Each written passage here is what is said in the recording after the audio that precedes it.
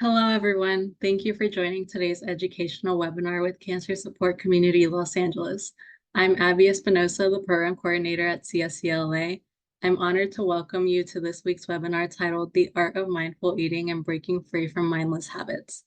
Before we begin, if this is your first time joining us, Cancer Support Community Los Angeles is a premier nonprofit organization providing vital social and emotional support to families facing cancer, including patients, caregivers, and their loved ones, all at no cost. Our programs include support groups, healthy lifestyle classes, social activities, and educational programs such as this one. If you would like to learn more about our services or watch past webinars, please visit our website at cancersupportla.org. Before I introduce today's speaker, please note that your video and microphone are automatically disabled for this webinar. You may, however, enter your questions into the Q&A feature found at the bottom of the Zoom window at any time. Questions will be answered at the end of the presentation. We may not be able to get to all of your questions today, but our presenter will share her contact information at the end of the webinar. Tamar Rothenberg, MS, RDN, is a registered dietitian nutritionist who specializes in nutrition for breast and ovarian cancer thrivers in her private practice in Los Angeles. Tamar is the author of a new book, Cancer Diet for the Newly Diagnosed, an integrative guide and cookbook for treatment and recovery. She studied intuitive eating and has certificates in both vegetarian nutrition and herbal formulations in cancer care.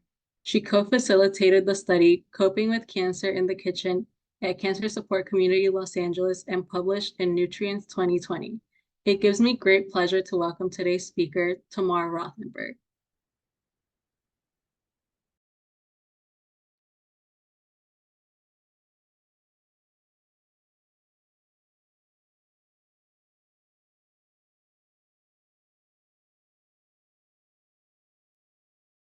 Hi, everyone. So nice to be back.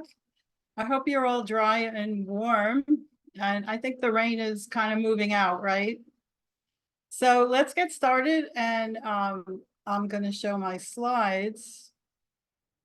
Just know that the topic is mindfulness. And I actually did a little mindfulness before we started. I took a few deep breaths and I'm ready to go. So let me share my screen here.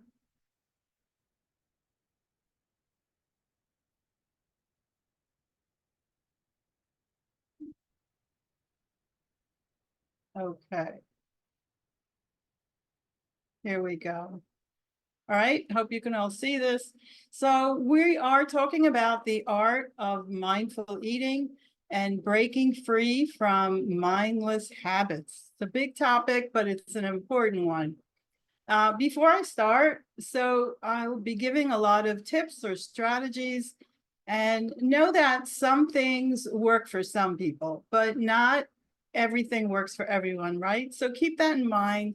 And as we go through, just choose 1, 2 things that maybe you think you can take on and appeal to you, and just go with that. And the second thing is some of these tips may not apply to you right now. For example, if you're in cancer care and you have some taste changes, well, maybe there's some other workarounds we can do besides these strategies. Or if you're on medications with side effects that increase or decrease appetite, that's going to be a challenge. And I do have workarounds for that as well. So just know, keep these kind of in your back pocket if you're not ready to do them. So what we'll be talking about is, first I'll define mindful eating. There's a lot of misconceptions about what that is. The evidence for mindful eating, and then we'll learn 8 tools for mindful eating, and one extra one that I think is really important And of course, I can't do a webinar without a recipe demo because that is part of mindful eating. And I will leave time for Q&A. But if there's something you don't understand that you need me to clarify or I wasn't clear, let me know and I'll answer you.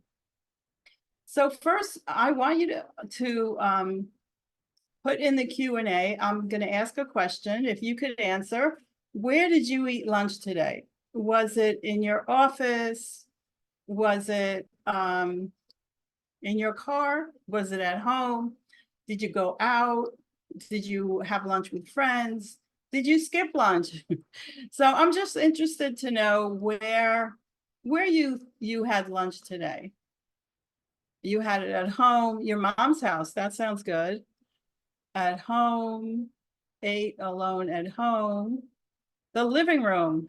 That's good. I ate lunch in the classroom at work. Oh, you are a hardworking teacher. Okay. Home, no lunch. Well, that doesn't make a dietitian happy.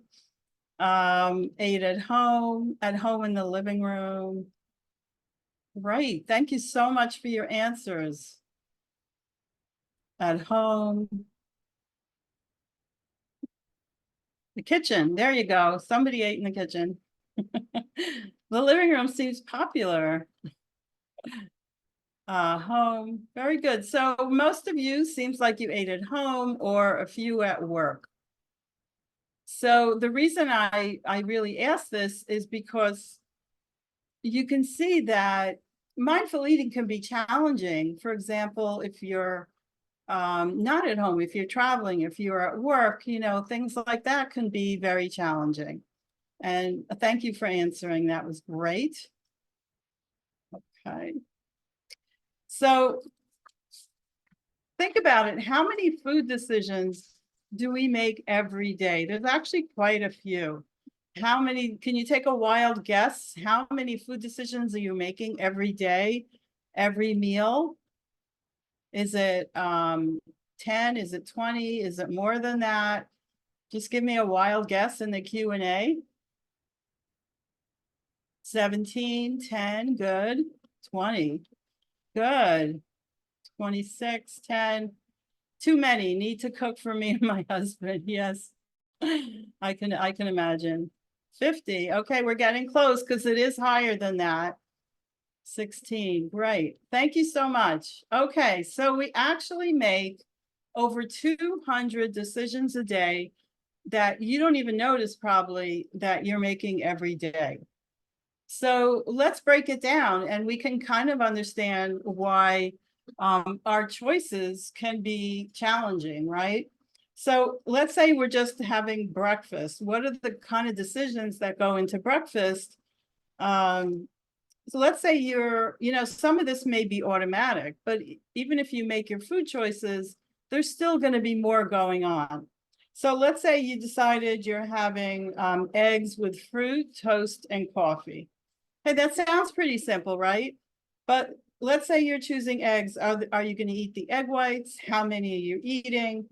Are you adding salt to it? Are you adding anything else to the eggs, veggies, milk? And now fruit. Well, that seems pretty easy, but what kind and how much? And are you eating fresh, canned, or frozen? And if you're having toast, so there's a huge array of different types of breads to choose from now. Are you gluten-free? Are you going to eat white, whole wheat, sourdough? Are you putting anything on the toast, right? Peanut butter. Are you getting the idea here, right? How many slices of bread? And coffee. Well, Starbucks has taught us we have huge options in coffee, right? So are you going to have decaf, or what are you putting in your milk? Is it going to be plant-based or milk? How many cups are you having? And then finally, beyond the food choices, what time will I eat? Where will I eat? Am I going to watch TV while I eat? How much time do I have? Do I have to take it to go? So this is just one meal, right? And that just shows you what are some of the challenges with mindful eating. And I didn't even get to the environment, today's environment about mindful eating. But is it worth it? So let's look at some of the evidence which I reviewed to see, is this really worth it? So first, if we're defining mindfulness, it's actually the state of being mindful, meaning bringing our attention to whatever we're doing. But this part of being non-judgmental is what's forgotten in the definition. It's not about, oh, you need to chew slowly or eat a certain way. It's really about being non-judgmental about what our food choices are and why we're eating. And some of these techniques that work specifically for cancer have been shown to really help. And these include yoga, which is offered at CSCLA, meditation, music, and breath work, for example.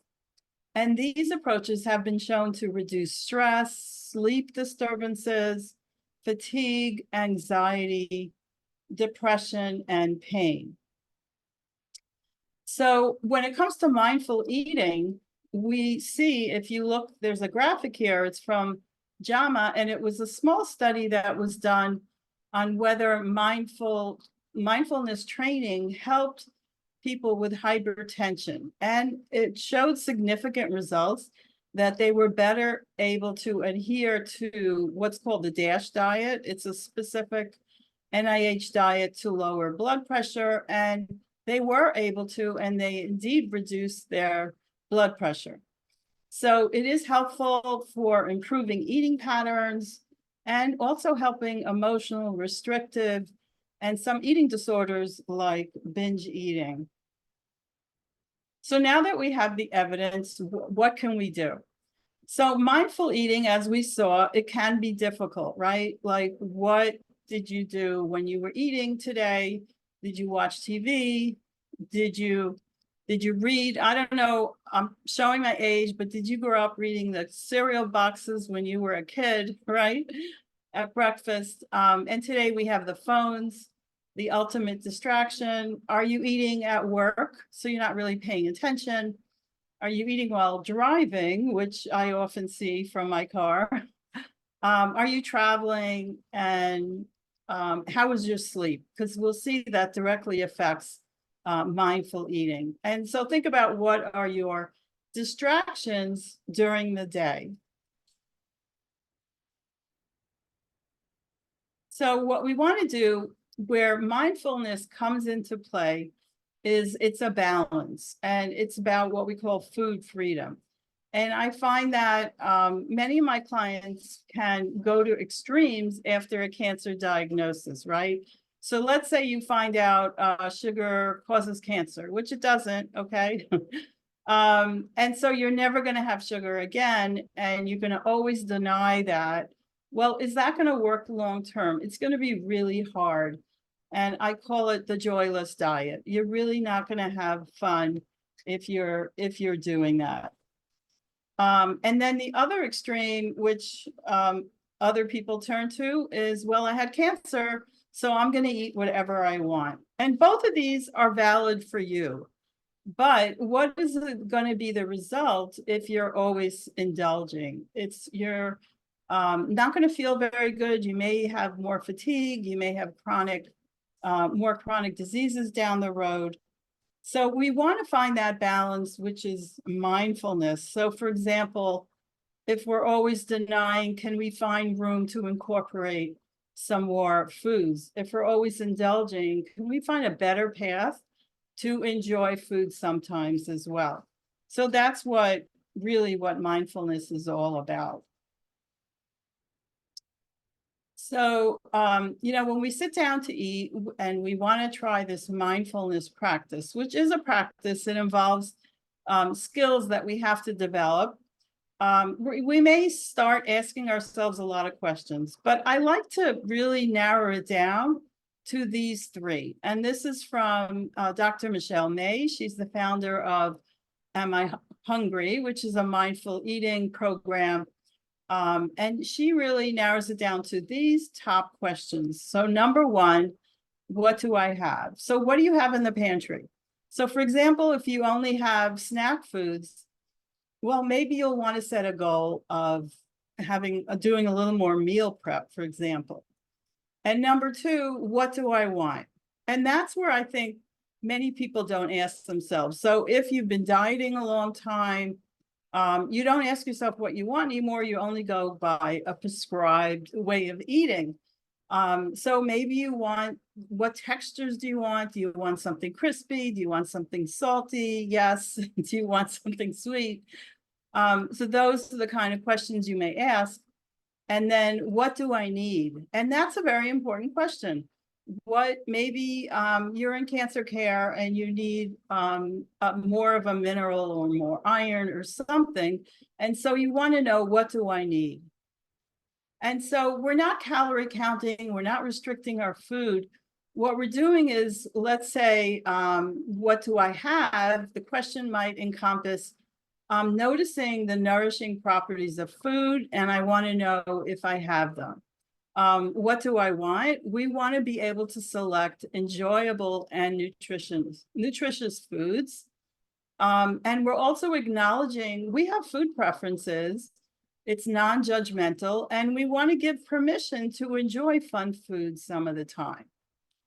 And what do I need? Well, we're honoring our hunger, our physical symptoms, and our fullness cues.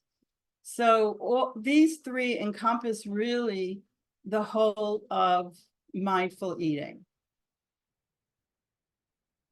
So let's go through some of the mindfulness tubes that are available to you. Oh, sorry. So there are 8 tools, and as I said, choose 1 or 2 that speak to you, or any that you want to try, give it a try. And you can always try the others at a different time. So number 1 is the hunger scale. Number 2 is understanding hunger and satiety, which is fullness.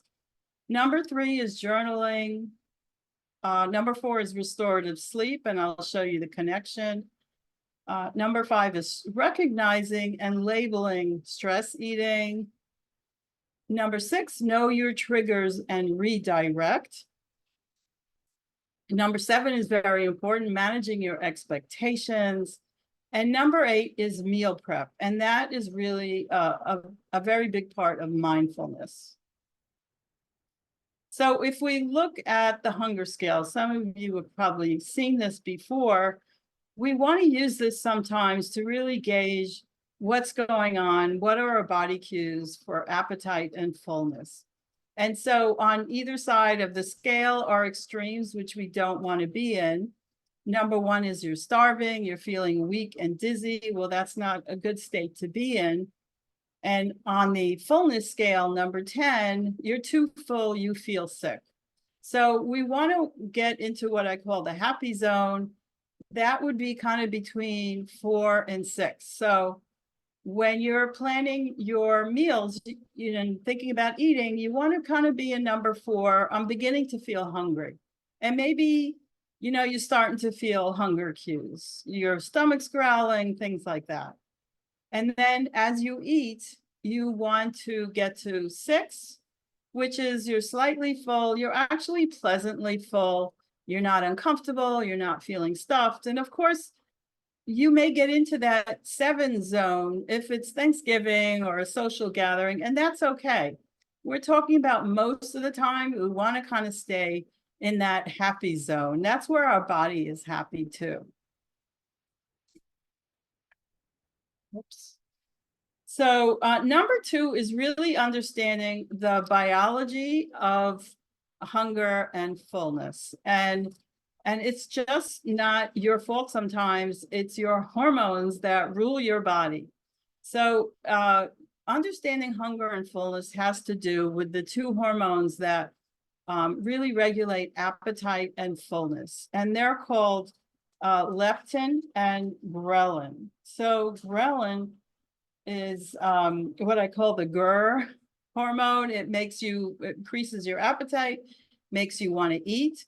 And it's very high before you eat when you're kind of getting into that 4 or 5 hunger scale zone.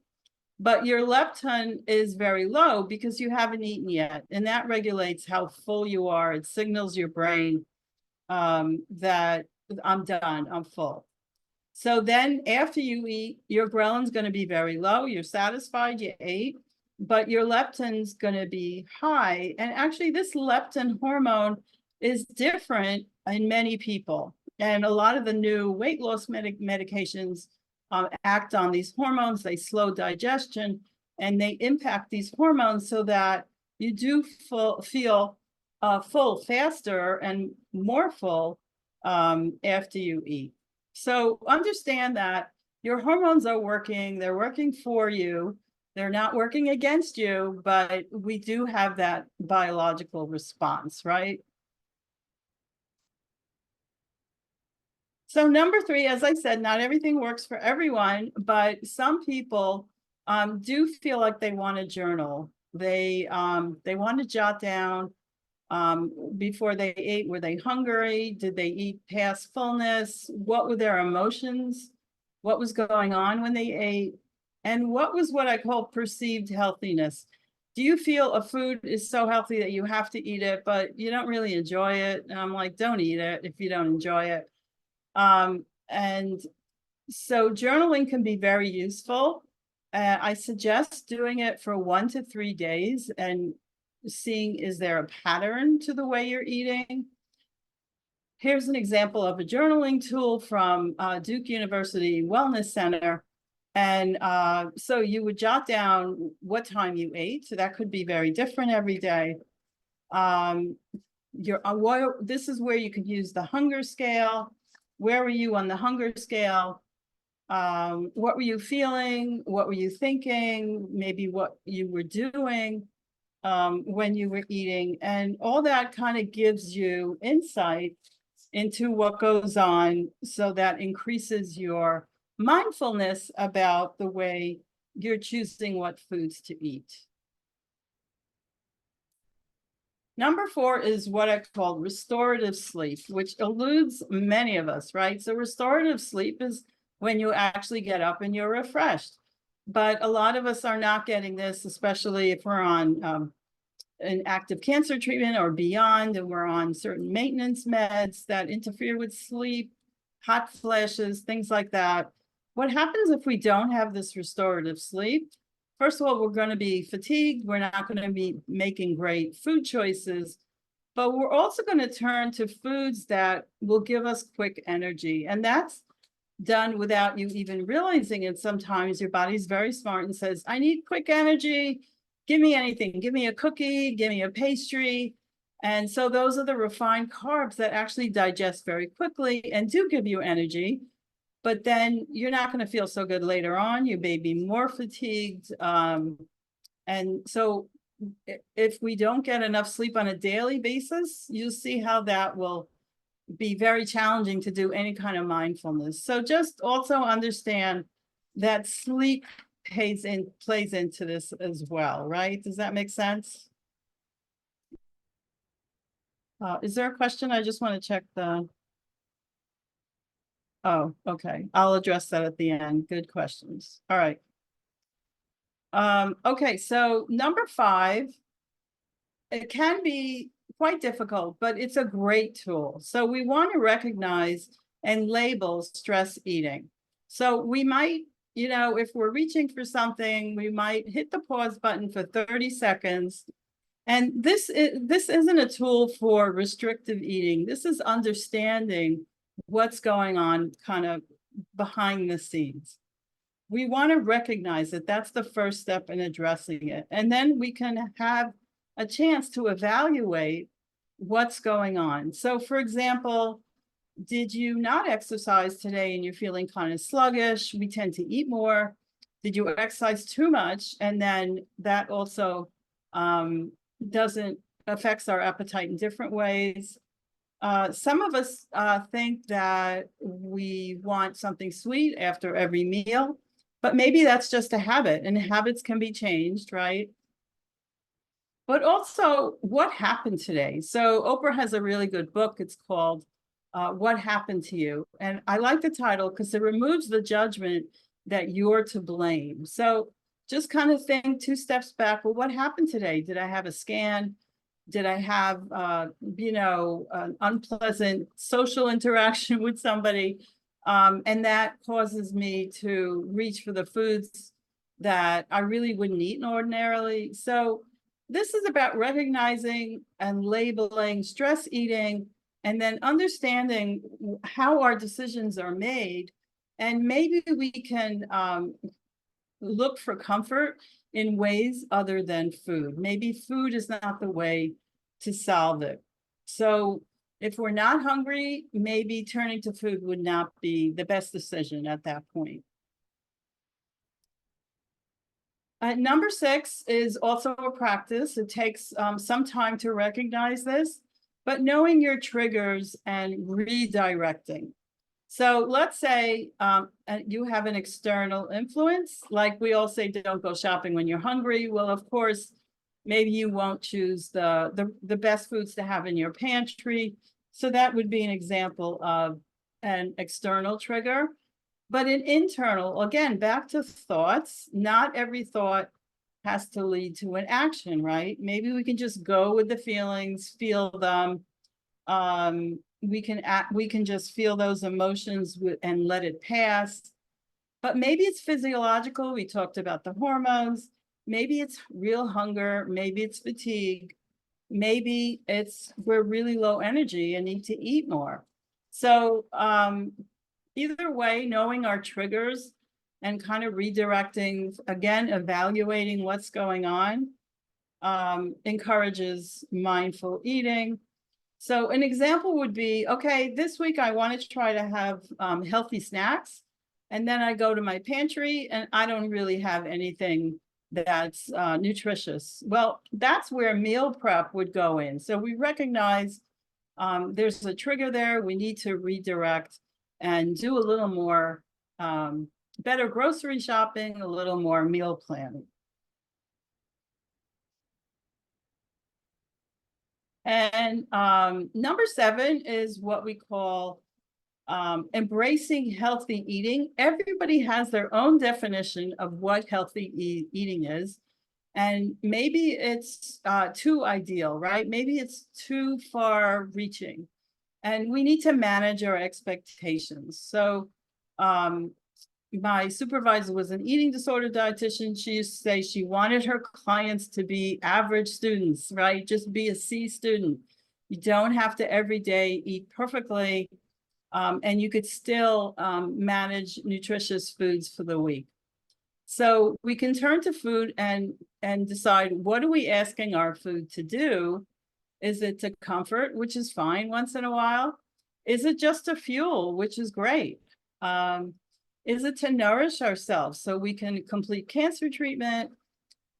Is it to prevent disease? So a lot of people have different ideas of which foods prevent disease. And maybe the evidence isn't that strong there, and we don't have to eat something we don't enjoy. Or is it to entertain, which is also great? Social eating is very important. So kind of recognizing what is my healthy eating value and managing our expectations around that. And of course, here I'm showing an ideal plate, but it's going to be very hard to do this every single day. And this is kind of the ideal, which we want to reach for, but it's okay if some days this just doesn't happen. Now, number 8, I think, is really important, sometimes more important than some of the others. It's meal prep. So we gave examples of what's in your pantry.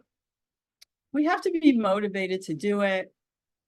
And then we have to prepare and execute, meaning cooking or shopping or something like that. So you are the nutritional gatekeeper for your house usually. So if you are motivated, you want to set some small goals to begin with. Let's say you have only minimal time and you want to set a small goal. So let's say you make a goal of, okay, I'm going to choose the healthier items at work in my food court, maybe 3 times a week. If you have a little more time, maybe I'll prepare lunch the night before. to take to work 3 times a week.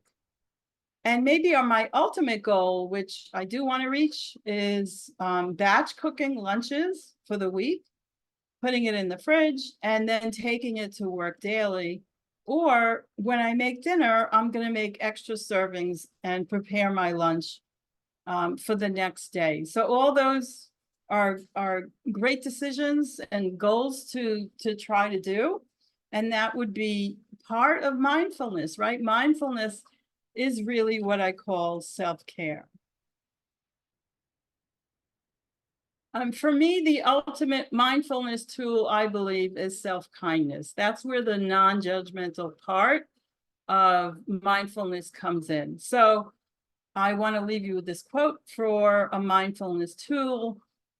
I have permission to eat the foods I enjoy that nourish my body and mind.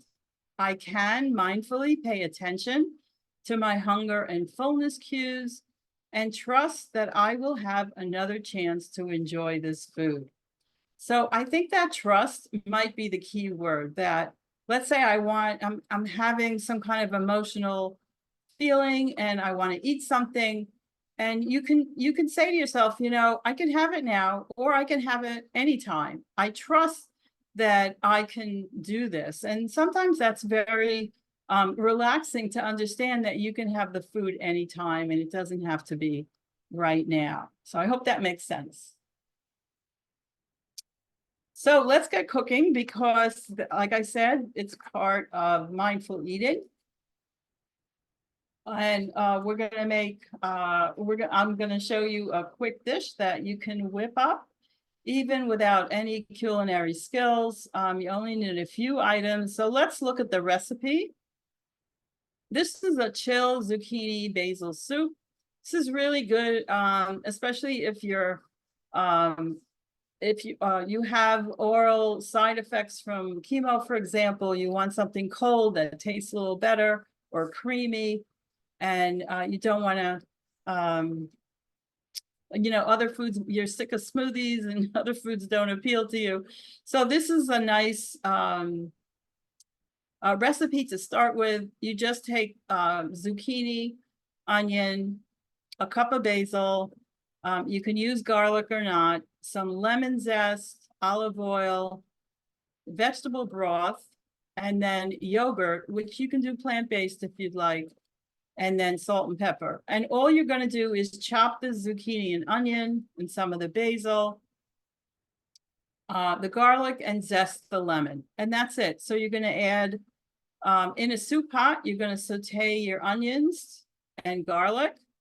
You're going to add the zucchini and broth, and you simmer for 5 minutes until the zucchini is soft. And that's it, 5 minutes. Now, at this point, you could either use a hand blender directly in the pot or let it cool and put it in a blender. You can also substitute, if you want to add in more nutrition, add any leafy green to puree, like spinach works well here, or add more of the basil when you're pureeing. So let me just show you this.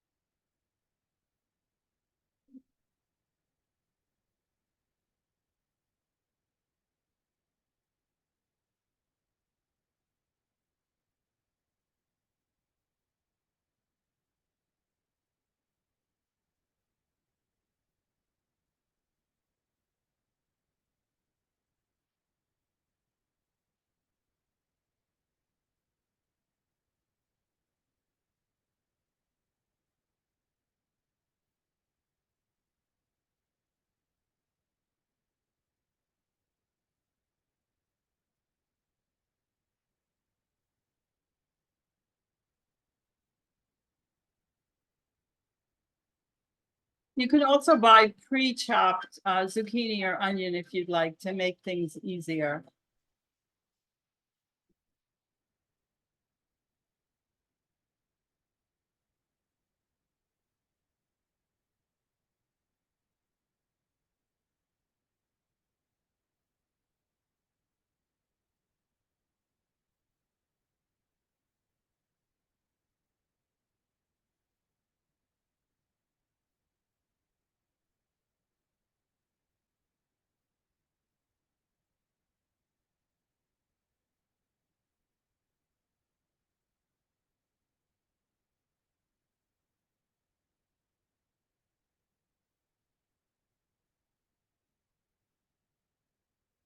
Now you're blending your yogurt, and that's really what makes it creamy. If you don't want to have yogurt, you can try soy milk even.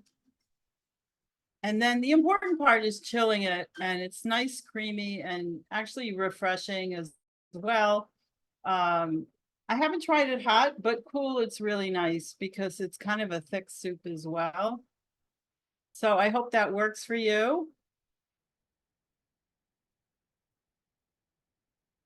Oops, okay. So that's the end of my slides, but I'm going to test you now. I only gave you one question. Name one strategy for mindful eating, and it could be one that you've decided to take on or just one that you recall. Just put it in the Q&A and tell me what kind of appealed to you or what you think you can take on, or any other comments about it. Meal prep, yes, thank you. That is one of the important ones. Journaling, yes, thanks. Restorative sleep, journaling, meal prep. Meal prep, I need to have more in different foods. That's a great goal. Hunger scale, yes, using the hunger scale. Environment, yes, focus on the moment. That can be very challenging. The biology of hunger, noticing fullness or state of hunger. Oh, these are so good. Looking for triggers for emotional eating and finding comfort elsewhere. Oh, I love this. Keeping in mind that food is joyful, not an enemy. That is my philosophy. Thank you. Awareness of the hunger scale. Thank you so much. These are really great. And I love your take on some of the strategies. Managing expectations. Yes, that's a big one, right? Okay, thank you very much. Focus, being a C student is okay. That's right. Keep that in mind. Don't tell that to your kids, but yeah. Focusing on food prep and eating rather than the iPhone. Yeah, that's really tough, huh? Okay. Wow, fantastic. Thank you so much. Okay, so here's my book. It's called The Cancer Diet for the Newly Diagnosed. It's really a guide and a cookbook. It has many of these kinds of recipes that I showed you that address certain side effects. And then feel free to reach out to me. Let me know how the webinar was. I have a website and a blog. It is mostly addressed for breast and ovarian cancer thrivers. I'm on Instagram and Facebook, and I have a private group for thrivers just on nutrition. Okay, thank you so much. And so now we can, Abby, how are we doing? We can start the questions. Yeah, thank you, Tamar, for your meaningful presentation. Thank you. We now welcome questions from all of you. So please type in any questions you have into the Q&A feature at the bottom of the Zoom window. Tamar will now field questions that are put into the Q&A. And then we also have some questions that we received during registration if anyone is interested in those as well. Thank you. Okay. So let me just go back to the beginning here. Should I stop the share? Okay, no. Let me see. Oh, there's a lot of questions. Thank you. Okay, so let me start. Okay, any ideas for someone who has a huge sweet tooth and cravings? So, I think the first idea is just acknowledging, we have a sweet tooth. It's always seen as something that's bad or there's something wrong with us. No, we all love sweet things from birth, right? So it's a natural response. If you're having cravings, that's really where mindfulness can come in, because it's not a physiological response. We don't crave sweet foods, but so there's probably some kind of emotional response. So kind of digging in and seeing where that's coming from and allowing yourself to have it. I feel like also knowing, trusting yourself that you could have it at any time can sometimes be very helpful, because sweet things get a bad rap, and so we think we can never have them, and that makes them what? More appealing, right?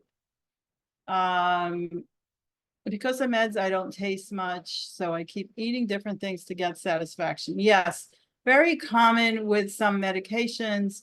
That's something an oncology dietitian can really help you with that, requires more time than I have.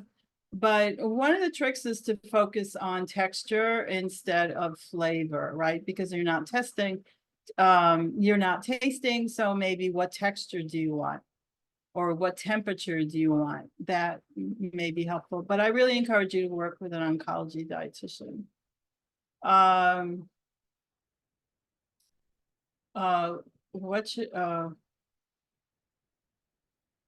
When should I eat dinner if I go to sleep about 1 a.m.? I tend to get hungry before I go to bed, so it keeps me awake if I don't eat a snack. So yes, eat a snack. And make it a balanced snack. It should be really probably have some protein. Look for more protein. That will keep you a little fuller. And look for a balanced snack, maybe an apple and peanut butter or something that has some protein in it. Okay, this is an interesting question. So is it possible that your body doesn't produce leptin or ghrelin hormones? Well, it's always a possibility. There's a lot of actually some genes that modulate our hormones. It is possible, especially around leptin. I find that many people have different levels of leptin. So yes, that is definitely possible. Somebody actually answered about the strategies, also being thankful, prayerful for food and where it comes from. I love that. Yes, really important. Okay, I get.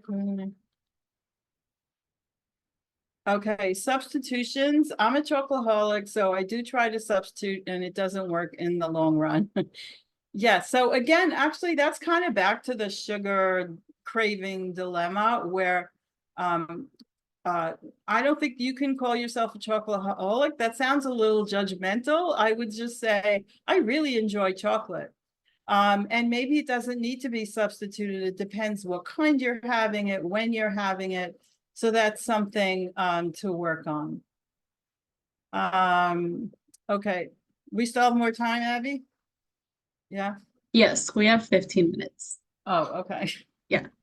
I've always believed that our body asks for what it needs. Why do I crave fatty type foods? Vegan, recent breast cancer. Okay. Really good question. So let me try to address that. So it's actually, it's a misconception that we crave what our body needs. Our metabolism doesn't really work that way. The only time we actually crave foods is when we're pregnant and your body needs iron, for example. It will absorb more iron when you eat and you will actually have cravings.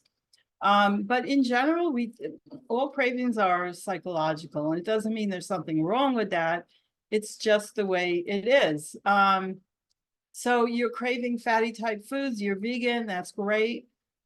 Maybe you're not satisfied because you're not eating enough, or you're not having fatty foods like nuts and seeds and avocado. So that's something to look into. You may just not be eating enough. Does your book have a recipe for a healthy sweet, such as a cookie or brownie baking suggestion?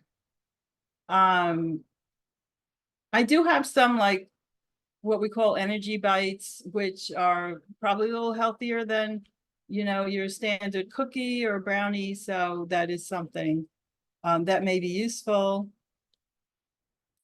Are there best times of day to eat or snack to help with satiety? That's a really interesting question.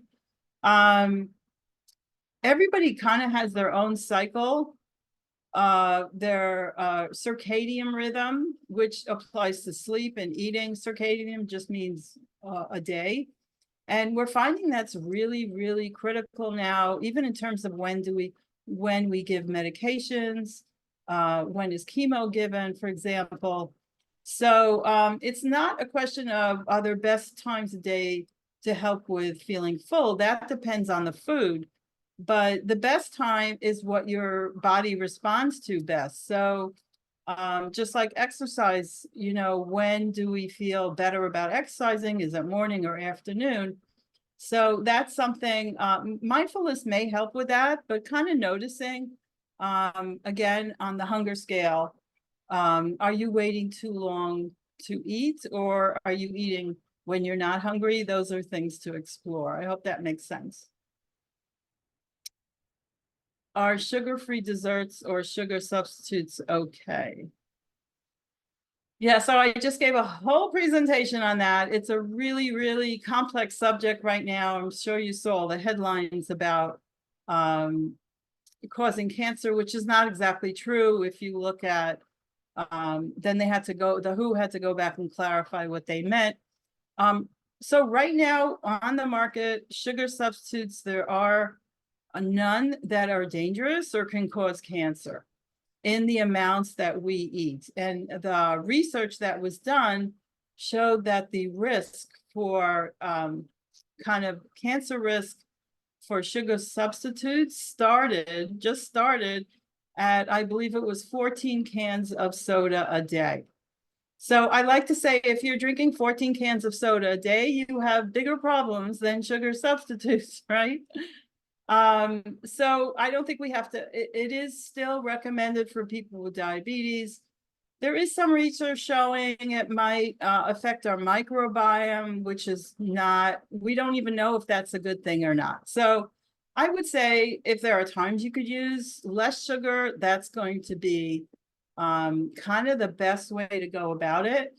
Because if we're relying a lot on sugar substitutes, we do get used to very sweet things as well. So I hope that answers your question. Okay. Let me see if there's anything else.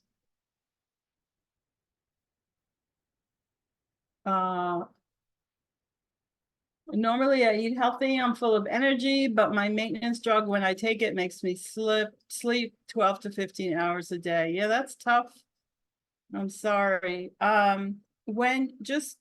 You may want to keep a log of when you have a little more energy and do some meal prep then, so you can feel more relaxed and that you can sleep. And so when you wake up, you have some ready-made meals to go. Or actually keep some food in a cooler by your bed as well, if that's what you need, if that's helpful. Okay.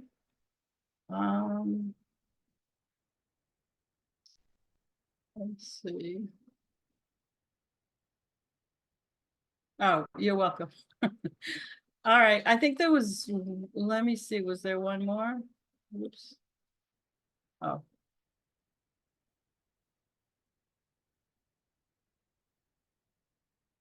There We is a also, question. Oh, sorry, go ahead. Oh, you sorry, had, no.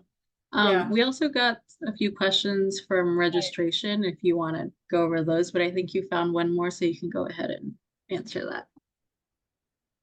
Oh, no, that was a thank you. So I did answer that. Okay. Yeah. Yes. So just a couple questions that we got during registration. One of them is, what are some good sugar alternatives? You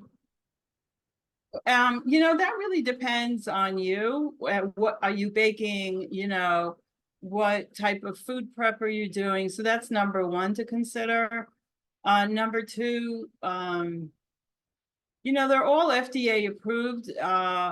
So I think you'd feel comfortable with any of them. I tend to recommend most often is monk fruit. That's a non-processed sugar alternative that's made from an actual fruit, not, you know, not processed. So, and it doesn't, I haven't noticed it has any taste, so that can be good. So that's one alternative I might recommend. Okay.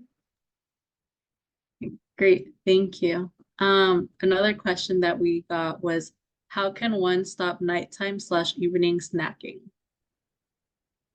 Oh yeah, that's that's very popular. Um, let me stop the share here so I can address that.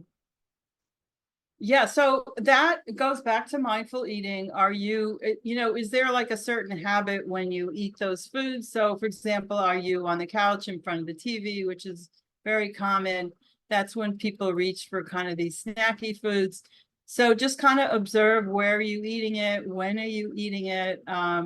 Is it a stress response, or can you mix it up with other foods? So let's say, I don't know, I'm just choosing, give me an idea of a food, a sugary food, like it could be chocolate, right?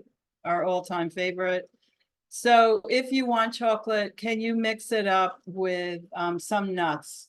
So you have a nice mix there, and the nuts will keep you actually more satisfied and have those good fats and proteins. So, you're not denying yourself the sugary foods, but you're mixing it up with other things. So that's kind of a nice way to do it. The key is not to focus on what you can have, being restrictive and things like that. Okay. I don't know if the person's here who made the question, but I hope that answered it. Yeah. Um, Someone asked in the chat, they said, with the news about nanoparticles in plastic bottles, I stopped drinking water daily. What's a safe source of water? I don't know if you Oh, well, have any.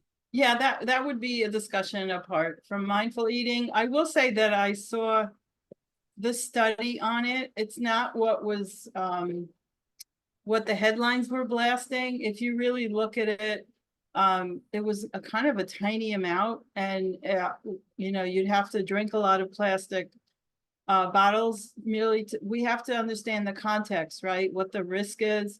We don't even know what the risk is. But it's always good to just take a stainless steel bottle and fill it up with tap water, and then you don't have to worry about these nanoparticles. But I wouldn't be that concerned yet. There are other things in the environment that I'm concerned about, but that's not something, despite the headlines, that I'm concerned about yet, except for the environment. Obviously, that's not a good thing, but so. Okay. I think that's the end of our time together. I'd like to thank you, Tamar, for your time here today and for sharing your expertise with us. I'd also like to thank you, our attendees, for your participation and thoughtful questions. If you would like to learn more about Cancer Support Community Los Angeles services or watch past webinars, please visit our website at cancersupportla.org. Kathy will put that in the chat right now. And Kathy will also share Tamar's contact information in the chat. And if you have any questions, please email us at info@cancersupportla.org. I hope everyone has a great rest of their night, and thank you for joining us. And thank you again, Tamar, for doing this meaningful presentation that I know we all enjoyed. Thank you so much. Hope to be back soon. Thank you, everyone.